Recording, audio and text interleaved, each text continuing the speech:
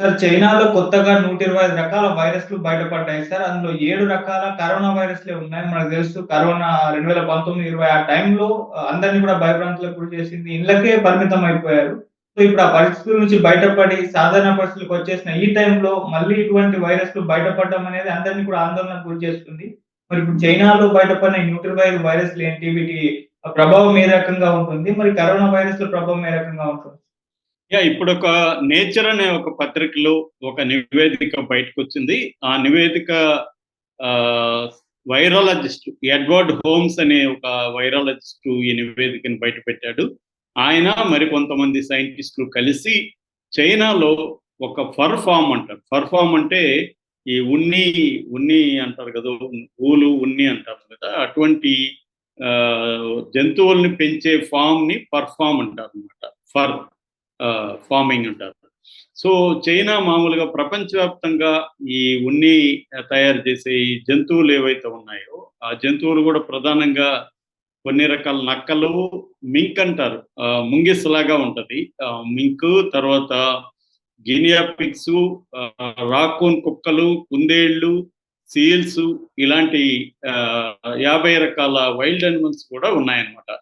ఈ మామూలుగా మనం ముఖ్యంగా మహిళలు వాడే కొన్ని బ్యాగులు గావచ్చు, బట్టలు గావచ్చు, ఇవి దాదాపు ఎక్కువ భాగం ఈ ఫర్ నుంచి తయారైన వస్తువులే అన్నమాట. చైనా ప్రపంచవ్యాప్తంగా ఉండే ఫర్ ప్రొడక్షన్‌లో చైనా వాటా 80% ఉందని చెప్తున్నారు. చైనాలో ప్రాబ్లమ్ ఏందంటే దీని మీద ఈ జంతువుల్ని ఎలా ట్రీట్ చేయాలి? వాటి వ్యర్థాలను ఎలా డీల్ చేయాలి? వీటికి సంబంధించి రెగ్యులేషన్స్ పెద్దగా లేవు చైనాలో. యూరప్‌లో రెగ్యులేషన్స్ ఉన్నాయి. చైనా తర్వాత ఫర్ ఫార్మింగ్‌లో యూరప్ ఎక్కువుంటది. ఫిన్లాండ్, డెన్మార్క్ ఇలాంటి దేశాలు యూరప్‌లో ఎక్కువ చేస్తుంటారు. అయితే వాళ్ళ దగ్గర రెగ్యులేషన్స్ ఎక్కువుంటాయి. యానిమల్స్‌కి ప్రొటెక్షన్ ఎలా ఉండాలి? ఆ యానిమల్స్‌ని ఇబ్బంది పెట్టకుండా ఎలా పెంచాలి? ఇవన్నీ అక్కడ ఉన్నాయి. అమెరికాలో కూడా కొంతవరకు రెగ్యులేషన్స్ పర్వాలేదు. కానీ చైనాలో వరస్ట్‌గా ఉన్నాయని చెప్తున్నారు. గతంలో కూడా మనకు గుర్తుంటే ఈ కోవిడ్ వైరస్ దాన్నేమంటారంటే సార్స్ కోవిడ్ 2 అంటారు. సిఓవి 2 ఈ ఈ రకమైన వైరస్ చైనాలో నుంచి ముఖ్యంగా గబ్బిలాల నుంచి వచ్చిందనేది ఇప్పటివరకు సైంటిస్టుల దగ్గర ఉన్న సమాచారం. సో, హ్మ్. ఇప్పుడు ఒక వార్త ప్రపంచాన్ని భయపెడుతూ ఉంది. అదేంటంటే చైనాలో ఈ ఫర్ ఫార్మ్స్‌లో జరిగిన రీసెర్చ్‌లో జంతువుల్లో 125 రకాల వైరస్‌లు ఉన్నట్టుగా కనిపెట్టారనమాట వాళ్ళు. అంటే 2021 నుంచి ఈ 2024 వరకు 3 ఏళ్ల పాటు రీసెర్చ్ చేశారు. అంటే వందలాది జంతువుల్ని, ముఖ్యంగా చనిపోయిన జంతువుల్ని వాళ్ళు పరిశీలించారు. దాదాపు 461 జంతువుల్ని, చనిపోయిన జంతువుల్ని వాళ్ళు క్షుణ్ణంగా ఏ వైరస్‌లు ఈ జంతువుల్లో ఉన్నాయి అని పరిశీలిస్తే 125 రకాల వైరస్‌లు ఉన్నట్టు తెలిసింది. అందులో 36 రకాల వైరస్‌లు ఇప్పటివరకు ప్రపంచానికి తెలియని కొత్త వైరస్. సో, ఇందులో మళ్ళీ 7 రకాల వైరస్‌లు కరోనా వైరస్. ఈ కరోనా వైరస్ కూడా కోవిడ్ 2 రకానికి చెందిన వైరస్‌లు కాదు. ఇవి కొత్త రకం వైరస్‌లు. ఇందులో 25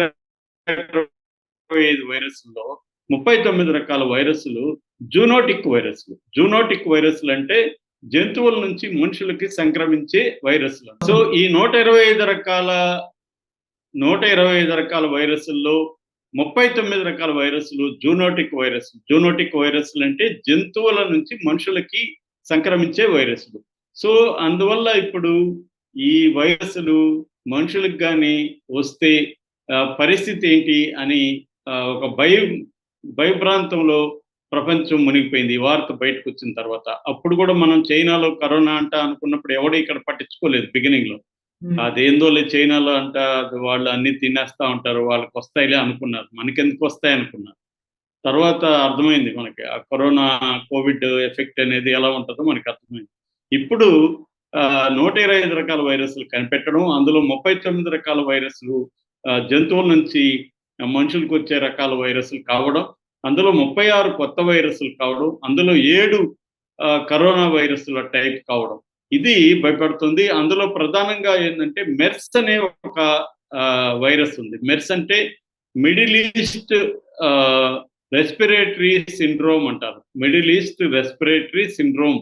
ఈ వైరస్ కూడా చాలా డేంజర్ అని చెప్తున్నారు. అది కూడా ఈ జంతువుల్లో ఉందని చెప్తున్నారు. సో దీంట్లో హెపటైటిస్ 2 కానీ, జపనీస్ ఎన్సెఫాలైటిస్ కానీ, ఇలాంటి నోన్ వైరస్లు కూడా చాలా ఉన్నాయి. అట్లాగే అన్నోన్ వైరస్లు కూడా దీంట్లో ఉన్నాయి. సో ఇప్పుడు చైనా మీద ప్రెజర్ తీసుకురావాలి. ఎందుకంటే రెగ్యులేషన్స్ స్ట్రిక్ట్ గా ఉండాలి. ఇప్పుడు మనం ఈ జంతువుల నుంచి ఉన్ని ఏదైతే వచ్చిందో దాని తయారీ వస్తువులు మనం కూడా వాడతాం. మన చైనాస్ గూడ్స్ మన ఇండియాలో విపరీతంగా ఉన్నాయని మనకు తెలుసు. బ్యాగ్స్ కావచ్చు, బట్టలు కావచ్చు, అవన్నీ మనం కూడా వాడుతున్నాం. చాలా మంది వెజిటేరియన్స్ అంటారు కానీ వాళ్ళు ఏదో రూపాల్లో నాన్ వెజ్ వాళ్ళ బాడీల మీదన వాళ్ళ సెంట్లు పూసుకుంటారు, కాస్మెటిక్స్ లో వాడతారు, రకరకాల జంతు సంబంధిత ఇవి వస్తున్నాయి. సో ఈ రకంగా మనకు ఇప్పుడు ఈ వస్తువులు వాడే వాటిలందరికీ కూడా ఒక భయం స్టార్ట్ అయింది. ఈ వైరస్లు చనిపోయినాయా లేకపోతే అవి క్యారీ అవుతున్నాయా అన్న ఇది కూడా ఉందన్నమాట. సో ఇది ఇప్పుడు చైనాని ఎలా కంట్రోల్ చేయాలి? ఎవరి మాట చైనా వినే పరిస్థితి లేదు. ఎందుకంటే అక్కడ కొన్ని కోట్ల జంతువుల్ని వాళ్ళు ఇలా చేసేస్తా ఉన్నారు. సో ఆ జంతువుల నుంచి ఓన్లీ 461 జంతువులు మాత్రమే వీళ్ళు ఇప్పుడు టెస్ట్ చేశారు. ఇంకా వాళ్ళ దేశవ్యాప్తంగా కానీ టెస్ట్ చేస్తే ఇంకా పెద్ద ఎత్తున వైరస్లు, రకరకాల వైరస్లు వాళ్ళు వదిలేస్తున్నారు ప్రపంచం మీదకి. దీన్ని ఎలా కంట్రోల్ చేయాలి అనేది ఇప్పుడు చర్చ. ఈయనేమంటాడంటే ఈ వైరాలజిస్ట్ ఎడ్వర్డ్ హోమ్స్ అసలు ఈ ఫర్ ఫార్మ్స్ ని ప్రపంచవ్యాప్తం కూడా బ్యాన్ చేయాలి, క్లోజ్ చేసేయాలి. ఈ పర్ఫార్మ్స్ నుంచే ఎక్కువగా వైరస్లు వస్తున్నాయి. ఎందుకంటే అక్కడ ఏ రకమైన కండిషన్స్ సరిగ్గా లేవు. అన్నీ కూడా చిన్న చిన్న కేజ్ అంటాం కదా, చిన్న చిన్న పంజరం లాంటి ఆ కేజీల్లో వీటిని బంధిస్తా ఉన్నారు. సో వాటి ఇన్హ్యూమన్ గా డీల్ చేస్తున్నారు ఆ జంతువులను కూడా. అట్లాగే ఏ రకమైన శానిటేషను, క్లీన్లీనెస్ ఫాలో కావట్లేదు. దానివల్ల వైరస్లు అనేవి ఈజీగా గ్రో అయ్యి ఒక జంతువు నుంచి ఇంకొక జంతువుకి వ్యాపిస్తున్నాయి. అక్కడి నుంచి మనుషులకు వ్యాపించే అవకాశం ఉంది. అలాగా ప్రపంచం అంతా మళ్ళీ ఒకసారి వైరస్లు మయం అయ్యే అవకాశం ఉంది.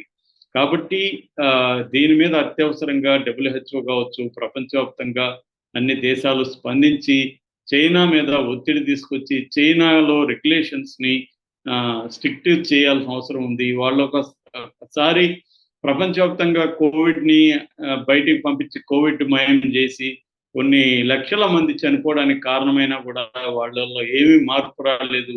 ఏ రకమైన జాగ్రత్తలు లేకుండానే మళ్ళీ సేమ్ పద్ధతిలో ఈ పర్ఫార్మింగ్స్ ని వాళ్ళు చేస్తున్నారు అన్న విమర్శలు వస్తున్నాయి. బట్ చైనా మాత్రం దీని పట్ల ఎటువంటి కేర్ తీసుకోవట్లేదు. వీళ్ళు వాటిని ఎకనామిక్ అనిమల్స్ అని కూడా పిలుస్తున్నారు. ఎకనామిక్ అనిమల్స్ అంటే వీటి ద్వారా ఆదాయం, వీటి ద్వారా లైవ్లీహుడ్ వస్తుంది కాబట్టి వీటిని ఎకనామిక్ అనిమల్స్ అని పిలుస్తున్నారు. 3.5 పెల్ట్స్ ని చైనా ఎక్స్పోర్ట్ చేస్తుంది. పెల్ట్ అంటే ఆ స్కిన్ తీసేస్తాం కదా, ఆ స్కిన్ తీసేసిన వాటిని పెల్ట్ అంటారు. ఆ పెల్ట్ మార్కెట్లో కూడా 40% వరల్డ్ మార్కెట్ చైనా నుంచే వస్తుంది అన్నమాట. సో దీంట్లో ఇంకోటి ఏంటంటే వైల్డ్ లైఫ్ యానిమల్స్ని, అంటే అడవి మృగాలను కూడా వాళ్ళు ఎక్కువ యూజ్ చేస్తున్నారు దీంట్లో. సో వాటిలో నుంచే గతంలో కూడా అనేక వైరస్లు ఈ వైల్డ్ యానిమల్స్ నుంచే మనకి ఎక్కువ వచ్చాయి. ఇప్పుడు కూడా వాటిలో నుంచి ఎక్కువ వస్తాయని చెప్తున్నారు. మరి ఇది చైనా వీళ్ళ మాట వింటుందా? ప్రపంచ సమాజం కమ్యూనిటీ, వరల్డ్ కమ్యూనిటీ చైనా మీద ప్రెజర్ చేయగలుగుతుందా? రెగ్యులేషన్స్ని పెంచగలుగుతుందా అనేది $1 మిలియన్ వచ్చింది.